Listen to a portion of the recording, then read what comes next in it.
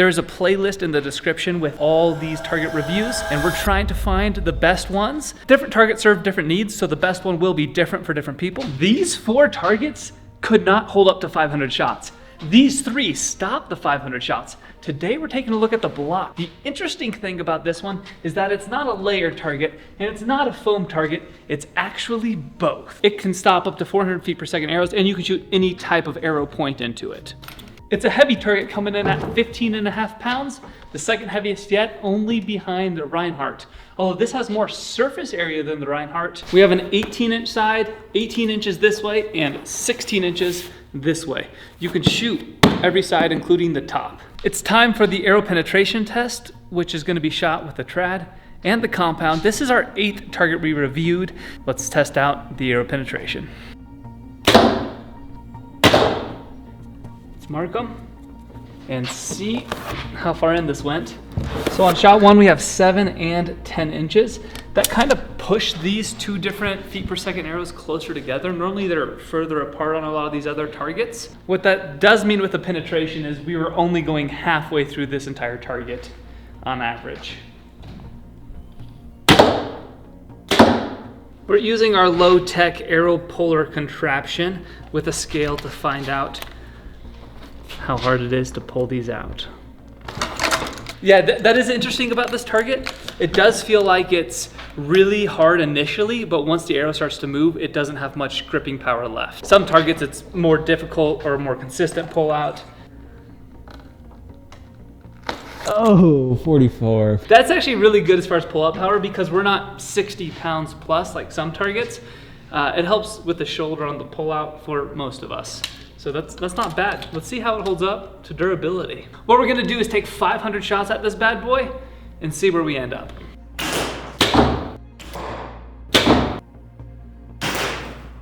This is the 100 shot update right here. And check this out. It actually is looking really good. There's a little bit of a hole there. I'm curious to see if we'll knock out the foam and just see the layers underneath or what's gonna happen. But let's keep shooting and we'll check in at 250 shots.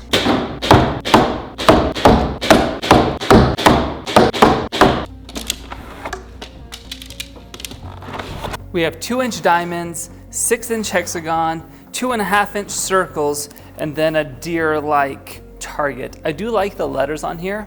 I used to do this all the time when shooting with a compound bow, is we'd play a form of horse like you would in basketball and aim for inside of a B or the middle of the O or the tip of the K. And I like having different spots to aim on the target like that. This is the 250 shot update. The one downside is this foam is starting to create bigger gaps, and I think we might shoot out the outer layer of foam on this side, but I think because the target's so deep, we won't go all the way through. But there's one way to find out. How's it looking, Fletch? Good. It might be pull the yellow out. Yeah, let's pull them out. This is 500 shot update. The targets held up fantastic. On the backside, we had like 1 or 2 of the compound arrows.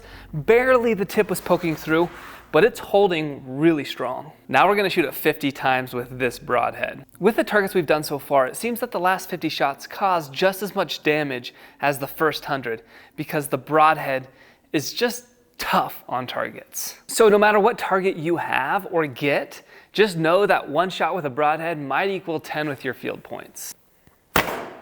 It cuts on the way in and then it pulls out material on the way out.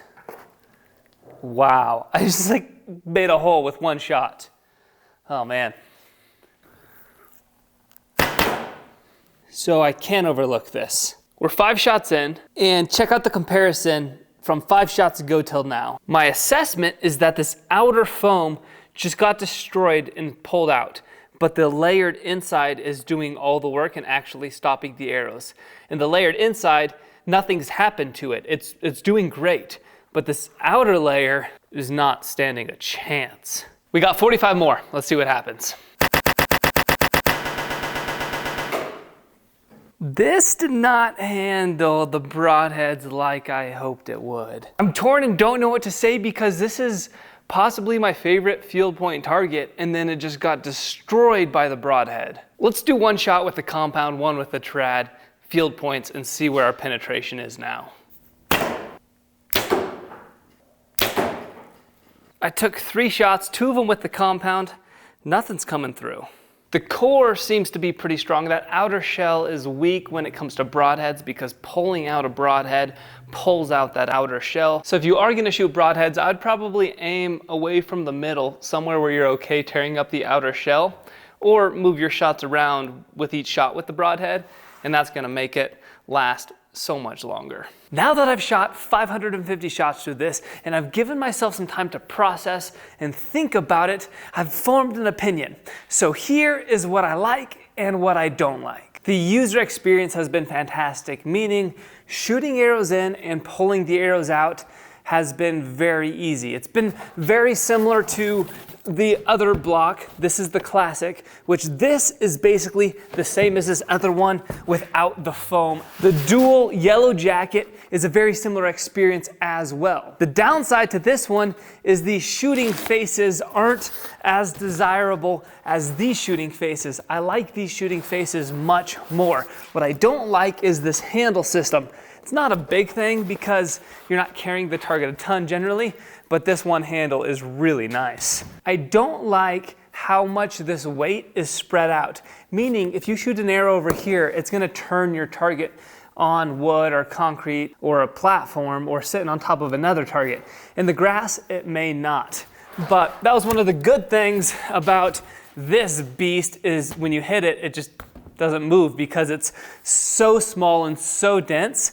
This target right here weighs a pound heavier than this much larger one. It's not even that this can't hold up to broadheads, it's just that this outer 1.5 inch shell doesn't hold up to broadheads, but the inside is still very strong. There are a lot of good targets and a lot of targets for different needs, but as far as value per arrow goes, this one is definitely in the top 3 and could possibly take the top spot for me. When I do my final recap of all of these, I'm going to shoot them all side by side and get experience with them together, and maybe that will reveal which target takes the top spot. But coming in with a fantastic price, you shoot all these different targets from all these different angles. This target is going to last you a really long time.